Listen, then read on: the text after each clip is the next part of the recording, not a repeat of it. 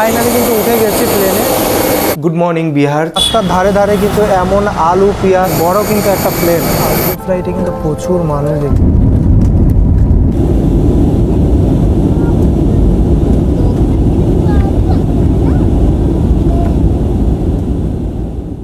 চলে এলাম নতুন একটা ভিডিও নিয়ে। এখন বাজে সকাল 9টার মতো। তো আমি উঠে পড়েছি। আমি যে হোটেলটাই রয়েছি সেই হোটেল থেকে আজকে আপনাদের ভিউটা দেখাই। তো এটা হচ্ছে হোটেল থেকে ভিউ, মানে বাইরের ভিউ। বিশেষ করে অনেক অনেক মানুষ থাকে। আর আজকে কিন্তু ভিডিওতে থাকবে আমি এখান থেকে বেরিয়ে যাব দিয়ে পাটনা এয়ারপোর্ট টু কলকাতা কিভাবে যাব, কেমন কি বোর্ডিং পাস, এয়ারপোর্টটাই বা কেমন, সেই সব ডিটেলস কিন্তু থাকছে এই ভিডিওতে। আগের একটা ভিডিওতে কিন্তু আপনাদের বলেছিলাম আমি যেখানে রয়েছি সেখান থেকে এয়ারপোর্টের ডিস্টেন্স মাত্র 2 কিলোমিটার। এর থেকে একটু বেশি হতে পারে আবার একটু কমই হতে পারে, এক্স্যাক্টলি অ্যাপ্রক্স ওই 2 কিলোমিটারের মতো। তো এখান থেকে সময় লাগবে প্রায় 10 থেকে 12 মিনিটের মতো। তো আমি এখন ফ্রেশ ট্রেশ হয়ে নেব, যেহেতু ঘুম থেকে উঠলাম, একটু ফ্রেশ ট্রেশ হয়ে এবং হোটেলে চেক আউট করে বেরিয়ে যাব।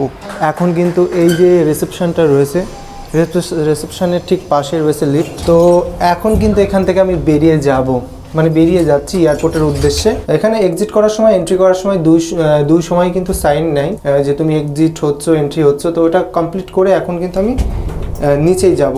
আমি যে হোটেলটা রয়েছি সেই হোটেলের থেকে বেরিয়ে সকালের দৃশ্য, একেবারে পাটনার যে হোটেলটা রয়েছে সেই সকালের দৃশ্যটা কিন্তু আপনারা দেখতে পাচ্ছেন। এটা হচ্ছে পার্কিং লট আর এটা হচ্ছে সেই ব্রিজ। আমি এখান থেকে চলে যাব এয়ারপোর্টের ওখানে। তো এখান থেকে হেঁটেই যাব, কেননা অনেকটাই কাছে বলা যায়।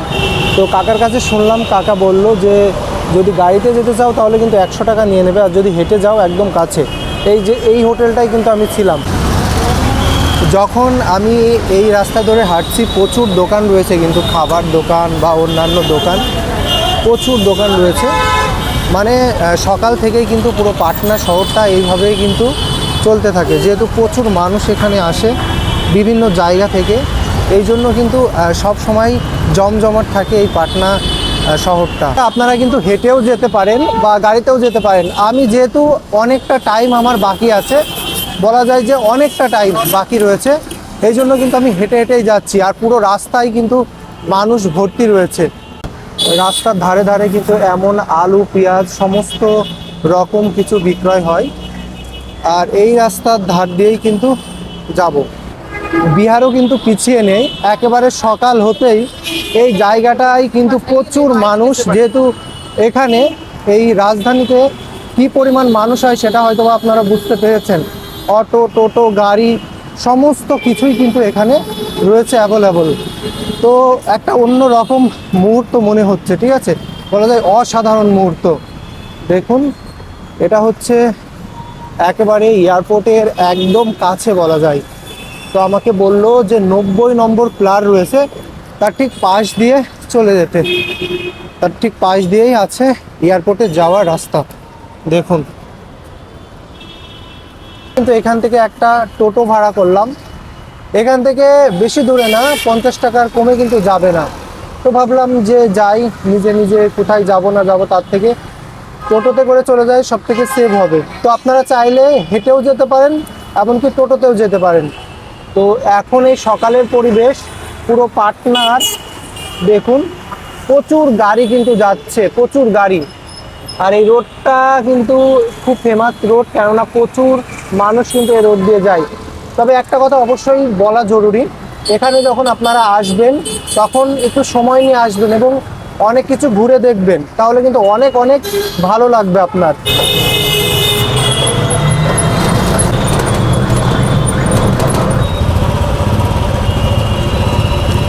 প্রচুর কিন্তু জ্যাম থাকে। তো আমরা 91 নম্বর ফ্ল্যাটটা ক্রস করলাম, আর এটা মূলত যাচ্ছে এয়ারপোর্টের দিকে। তো আপনারা এই ধারে ধারে প্রচুর রেস্টুরেন্ট, এমনকি প্রচুর থাকার হোটেল পেয়ে যাবেন। তবে মোটামুটিভাবে কাছাকাছি নিতে গেলে অনেকটাই প্রাইস লাগবে বেশি। আর আপনারা যদি একটু এয়ারপোর্ট থেকে একটু দূরে আসেন তাহলে কিন্তু হোটেল প্রাইসটা অনেকটাই কম, বলা যায় অনেকটাই কম, 500-600 টাকা কম। মানে আপনি সেই টাকায় রাত্রে খাবার দাবার খেয়ে নিতে পারেন। এটাই হচ্ছে পাটনা এয়ারপোর্টের মেন গেট। আমরা কিন্তু ওই পাশ থেকে ঘুরে আসছি। তো মোটামুটি যেখানে আমি ছিলাম সেখান থেকে 5 থেকে 7 মিনিটে আমি কিন্তু চলে এলাম এই এয়ারপোর্টের এখানে। তো চলুন এবার এই পাশ থেকে ওই সাইডে যাব এবং ভেতরে প্রবেশ করব। ভেতরে তো প্রবেশ করতেই হবে, কেননা বাড়িতেও যেতে হবে। Welcome to Jayprakash Narayan international airport. তো এয়ারপোর্টের মধ্যে কিন্তু চলে এসেছি, এখন কিন্তু এর ভেতর দিয়ে যাব একেবারে ভেতরে। টিকিট মিকিট যা রয়েছে সেগুলো দেখিয়ে কিন্তু ভেতরে প্রবেশ করব। চলুন, এটা হচ্ছে পাটনার এয়ারপোর্ট। দেখুন কতটা বড়, চারিদিকে কিন্তু প্রচুর গাড়ি টাড়ি রয়েছে, অনেক কিছু রয়েছে। এবার আমি আস্তে আস্তে কিন্তু ভেতরের দিকে প্রবেশ করব। ফার্স্ট টাইম কিন্তু আমি এখানে যেহেতু আসছি একটু নার্ভাসই ফিল হচ্ছে, কেননা অনেকটাই বড় যে এয়ারপোর্টটা। আর এই এয়ারপোর্টের আমি কিন্তু এই যে এদের পেসে যাচ্ছি, ওখানে কিন্তু আমি লেখা দেখব। আমার ফ্লাইটটা যেহেতু ইন্ডিগোতে রয়েছে, এই জন্য কিন্তু ইন্ডিগোর লাইনেই আমি যাব। আগে থেকে শুনে নিয়েছি যে ফ্লাইট কাটা হবে ঠিক সেই ফ্লাইটের ওখানেই কিন্তু যেতে হবে। তো এখানে চলে এলাম একেবারে এই জায়গাটায়। আর এখান থেকে বললো সেকেন্ড ফ্লোরে যেতে, সেকেন্ড ফ্লোরে যাব এবং সেখান থেকে আমার ইন্ডিগো ফ্লাইট যেহেতু রয়েছে, ইন্ডিগো ফ্লাইট ধরবো। তো দেখুন এখানে একটা সেলফি জোন রয়েছে, এই দিক দিয়ে কিন্তু এন্ট্রি করব সেকেন্ড ফ্লোরে। তো যাওয়া যাক সেকেন্ড ফ্লোরে। প্রচুর লাইন কিন্তু রয়েছে এখানে, জানি না ভিডিও করতে দেবে কিনা। D3 থেকে আমি লাইন দেবো এবং ভেতরে চলে যাব। প্রথমে কিন্তু বোর্ডিং পাসটা কমপ্লিট করতে হবে। তো আমি এখন দাঁড়িয়ে আছি একেবারে কাউন্টারের সামনে, এখান থেকে কিন্তু বোর্ডিং পাসটা কমপ্লিট করব এবং কমপ্লিট করা হয়ে গেলে তারপরে কিন্তু আমাকে ফ্লাইটের ওখানে যেতে দেবে। বোর্ডিং পাস কিন্তু নিয়েছি। তো এইবার কিন্তু এখান থেকে বেরোবো।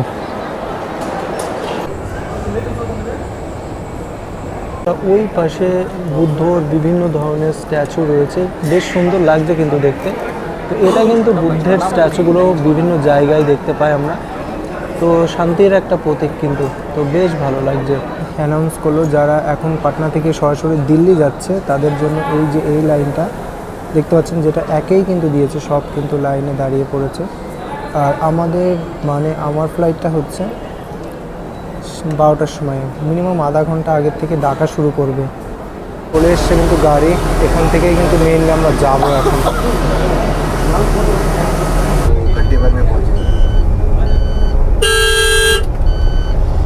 फर्स्ट वीक ऑफ जनवरी रखते हैं सर, सैटरडे या तो 3 तारीख है, 3 तारीख है सैटरडे है, तो सर वो अगर वहाँ पे या संडे 4 तारीख को कोई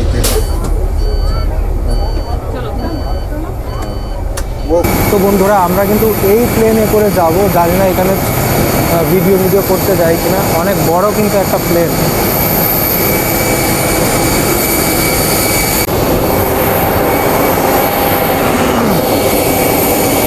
ফাইনালি কিন্তু উঠে গেছি প্লেনে, এই যে।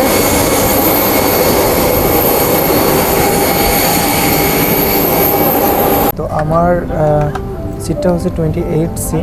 তো জানি না এখানে আরও 2 জন বসবে। তো দেখুন এর বাইরে থেকে কিন্তু অনেকে উঠছে, তো বেশ সুন্দর একটা মনোরম পরিবেশ দেখুন। তো বন্ধুরা আজকের ফ্লাইটে কিন্তু প্রচুর মানুষ দেখতে পাচ্ছি, প্রচুর মানুষ, অনেকটাই বড় ফ্লাইট বলা যায়। এইটা হচ্ছে আমাদের পাশের একটা ফ্লাইট, যেটা দেখতে পাচ্ছেন।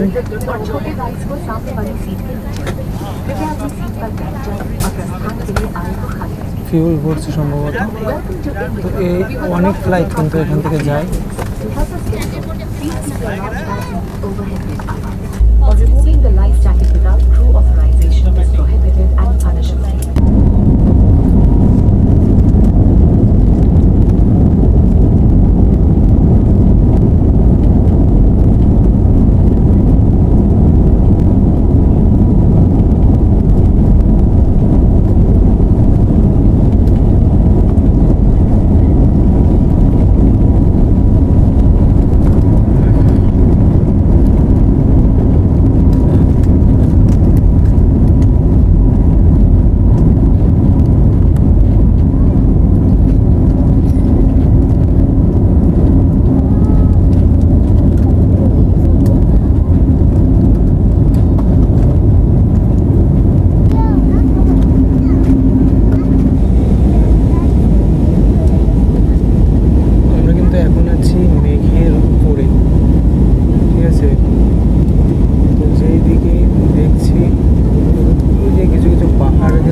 যাচ্ছে এখান থেকে।